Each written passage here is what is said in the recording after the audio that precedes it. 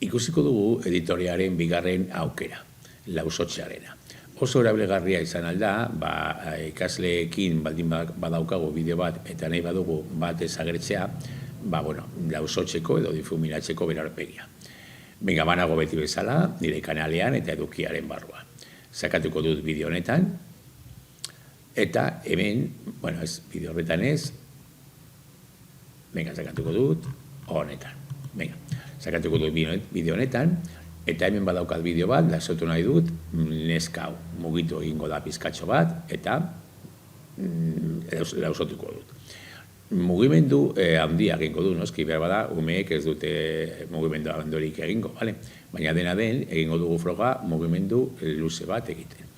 Venga, egingo dugu editorea, eta editorean mugituko gara pizkatxo bat, ikusteko emango dugu play, ikusteko zer etxotu nahi dugun, hor geldituko gara, pizkatxo bat atxerago, eta esango diogu adibidez,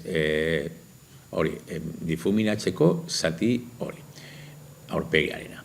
Nik hemen badaukat aurpegiak lasotxea eta lausotxe personalizatua. Sakatzen badut aurpegi lausotxea, bilatuko ditu aurpegiak. Noski hemen ez ditu aurkituko. Zue frogatu alduzue, hori bideo normal batekin, baina jende asko baldin badago bada izango da baita arazo bat. Orduan egingo dugune izango da gehi ikurrian sakatu eta lausotxe personalizatua. Jarriko dugu nahi dugun lekuan, laukitxo hori, agertu den laukia, jarriko dugu justu kaso honetan neskaren aurpegiaren gainean, bengaia egiten duen,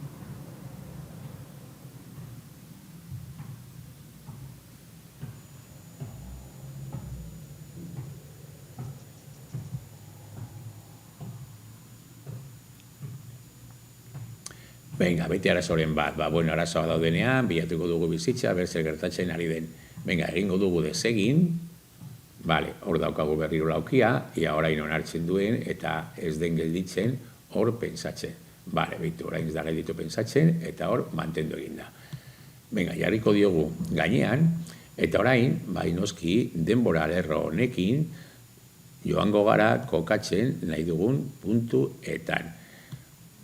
Aurreko bideoan, soinuarekin berdin egin alzen, joan gara tartekatzen edo mozten, agretzeko soinua nahi dugun lekuetan bakarrik edo momentutan.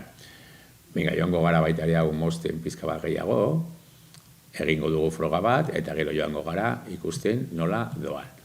Sakatuko dugu play, eta hor agretzen da, eta laukia mugitzen da berarekin batera.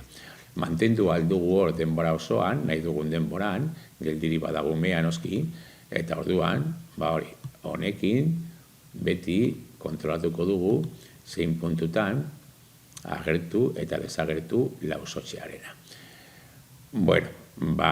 Horrela eginda egongo litzateke, badaukagu laukizuzena edo baratua egiteko zonalde hori, bakotxe geratu nahi duena, eta badaukagu jarraitu objektuari egin duguna edo finkatu leku batean, puntu batean. Gutxi gora bera horrela gelditzen bada, egingo genuena izango zen gorde, eta berriro prozesatzen geldituko litzateke momentu batean, amaitu arte. Baina azkenean, hori egingo genuke.